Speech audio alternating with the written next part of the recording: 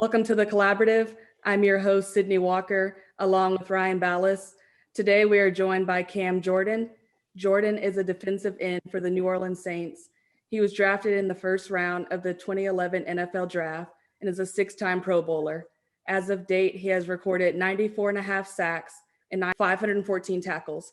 He played college football at the University of California at Berkeley. Welcome. Super excited to have you here. I appreciate it. Thanks for having me. Honestly, anytime I can support, smaller podcasts, smaller shows, I do try and do so because eventually you're going to be huge. And so when I call for a favor, hopefully I can get on, 10 years ago when I'm retired and old and decrepit. So first up, we have Sid's This or That New Orleans edition. So I'll give you two options and you say which one you like better. So first up, gumbo or jambalaya? Gumbo. With the crab leg hanging out that thing, like Salt Bay. Yeah. Sorry, I'm going with jambalaya on this one. What? You could have, jambalaya is good, but gumbo gives you the extra, it's, okay. I'm with Cam on this one, Sydney. Gumbo over jambalaya. No doubt. Any day of the week. Yeah, and I'm talking about Cam's got it on this one. Yeah, like either chicken and sausage is good, but seafood gumbo is where it's at. That's like saying you like chicken noodle soup over clam chowder. I'm a clam chowder person. That's exactly that. It's a no-brainer. Okay, continue. All right, French Quarter or Bourbon Street? French Quarter. Bourbon Street's nice. If you're a tourist and this is your first time in, you can go, do all the tourist attractions. But French Quarter is where you're going to get the traditional music, that rich flavor that is New Orleans. All right. Berkeley or New Orleans? Woo! UCB. Hey, when you see me, UCB. When we talk about Berkeley, that was a different time. That was, being in college. That was being broke.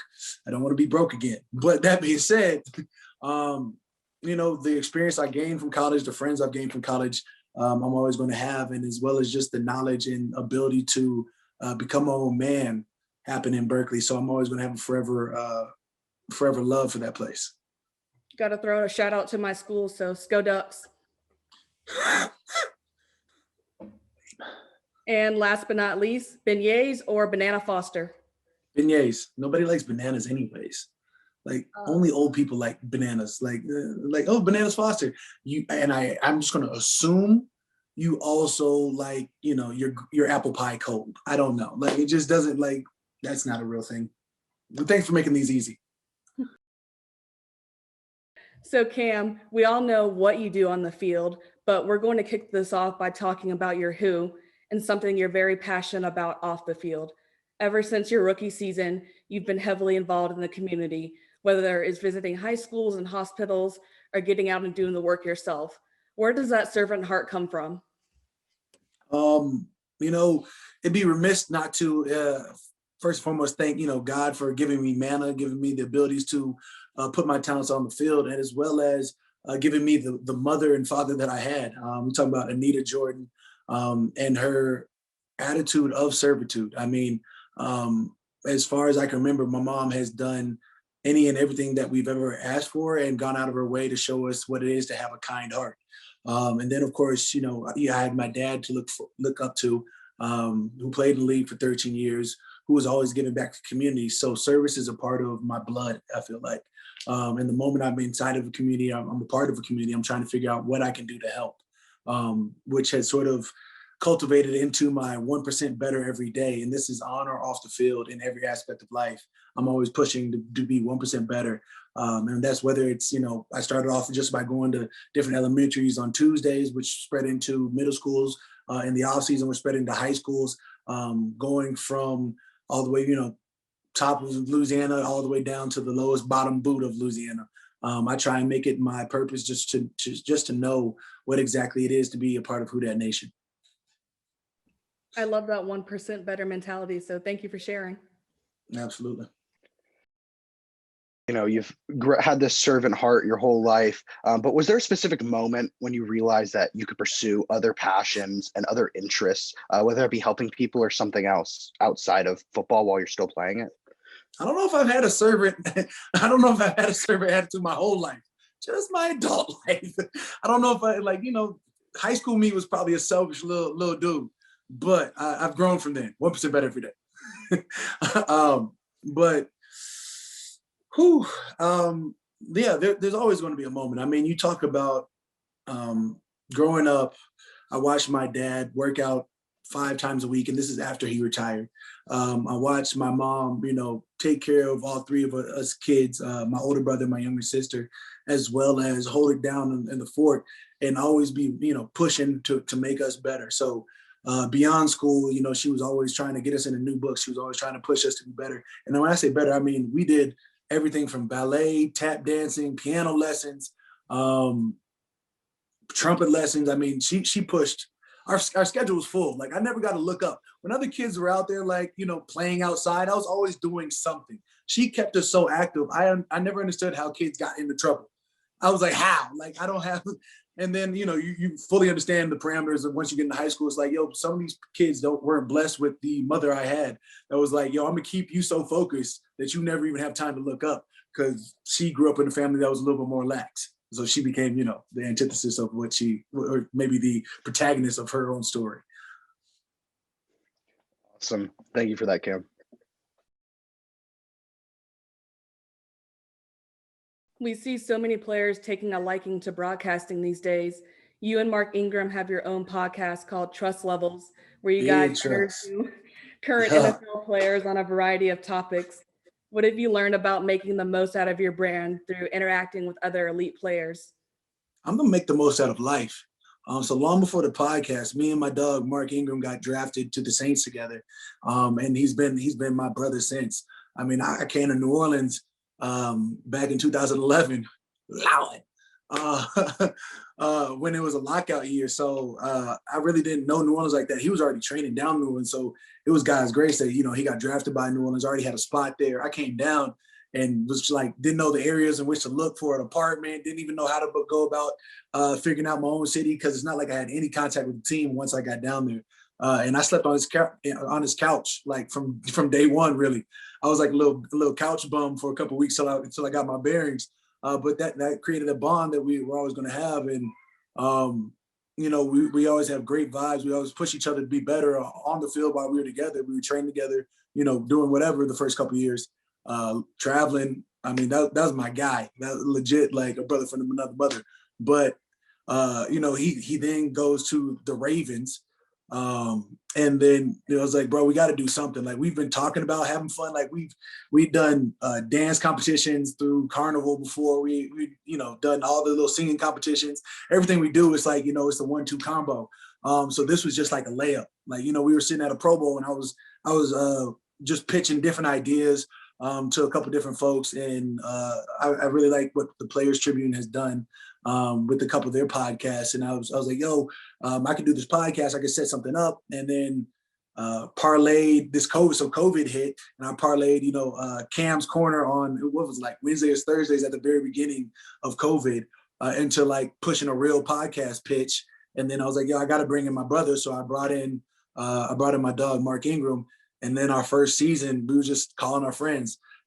First season was rocking. It was booming. We got bought out already for the second season. And, we about to put that together probably in the next month and a half or so. We're gonna start pushing this second season. And we're only going to get bigger and better from here. You two together is quite the duo. I love it. We talk a lot of stuff and have fun doing it. That's the way to go.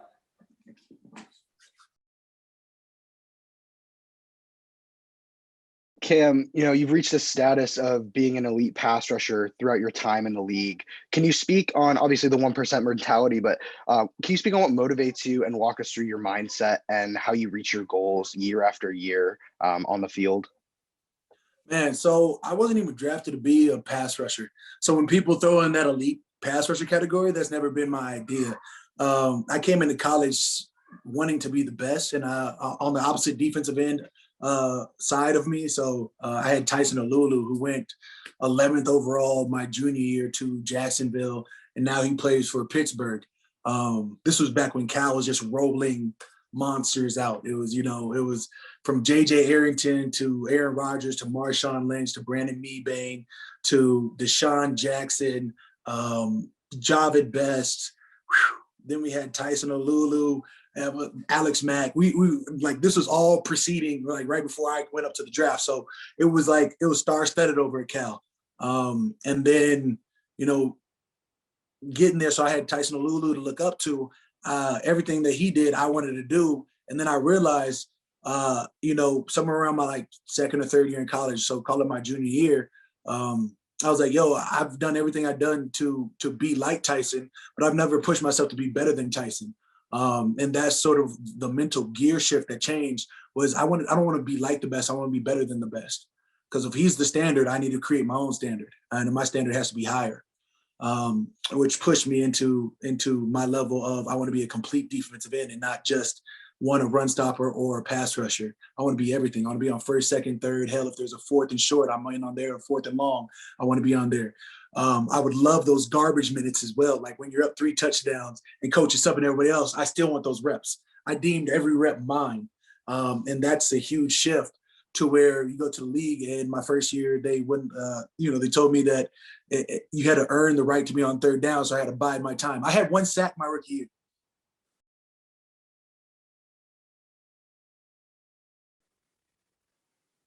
I was just on first and second down. Like, that's where the mentality came from. I grabbed my own chip. I created my own chip. Like, all right, so you're not hearing me when I'm trying to be the best. And then so my second year in there, I took by storm. I had like 7.5 sacks and really never looked back. I think since then, I think my lowest sack on the season has been 7.5.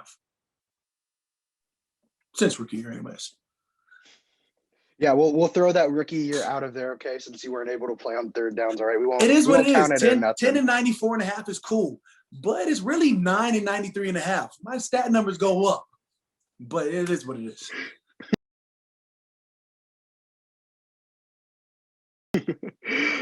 I tuned into your Instagram live the other day with Jordan Schultz a couple days ago, and I was listening to you talk about Larry Fitzlegend and his impact on the game, and leaving a legacy and what that really means in the game of football, both on and off the field. When it's all said and done and you hang up your cleats, Cam, what do you want to see your legacy be when on the field and off the field? Man, who can say where they want their legacy to be? I wish I could say, I want to be like, amongst the best of all times. And maybe that happens, maybe it doesn't happen. I can only control what's in front of me. So when I look back, I can be proud of everything that I've done. And to this date, I've probably done a lot of things that have been a blessing for sure. But I'm only trying to do more. So off the field, I started up God is Love Foundation a couple years ago. Just had the ability to partner up with a local LLC in Crescent City Corps, and we're trying to affect police reform within the NOPD. We're going through a whole course about building not only leadership and unity, but the ability to affect the NOPD in a more equal and just way. Just by bringing in different speakers, by bringing in different personalities, where we're going to try and help them make the connection between the blue and then the community, and try and bring our city closer. Lastly, what is the best piece of advice you've received that's helped you stay true to yourself in your career so far?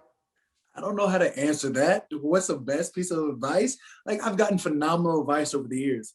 The most important advice that I think my dad has told me and my financial advisor has probably resounded was stay focused in what you do. Don't overextend yourself, which would be the easiest way to set this up.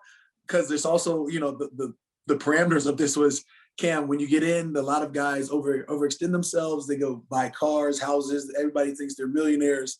In reality, your millions are going to get cut in half by the government. So whatever you think you've made, you didn't really make. I didn't know, I knew, I was holding down a job during college where I was making like $17 an hour and I thought I was balling. So you get multiple times that, and then you realize, what's a FICA, what's insurance, what's a 401k, everything is pulled out, and you're like, I'm rich. Wait, who took all my money? Good old Uncle Sam gonna get theirs. So when you're thinking about what you can buy and what you can afford is two different terms. And that's for off the field. For on the field, you always want to absorb from anybody. He said $17, what job are they hiring? I was a bouncer. You don't want that job. I started off at 17. I got up to like 26, 27. It was just late nights. And when you have workouts in the morning, it was all during the off season. It was just late nights from like, let's call it 10 to 3, 9 to, you had to be there 2 hours before. So 8 to 3, it was tough to have to then, wake up at 6 o'clock in the morning and get a lift in. But off season, at least you didn't have practice, you didn't have games to worry about. But again, on the field, that was just funny. He said 17, can I get that? Must have been the easiest job of your life. Man, must have been the easiest job of your life, just standing there. It is, but you're also in San Francisco. You privy to a lot of people's beliefs, you know what I'm saying? Like San Francisco opens up a lot of things you normally don't see while being in, Chandler, Arizona. I feel like we have a lot of clubs. I feel like we've got a lot of things, but we don't have everything that a huge city like San Francisco has. Like as a bouncer, you have to, one, bounce some people that may or may not want to be bounced, and two, people get drunk in the club and do some things in the bathroom and then fall out. You have to go pick them up. It was like the first time you're ever exposed to a lot of substances. You're like, yo, I thought this shit only happened in Scarface.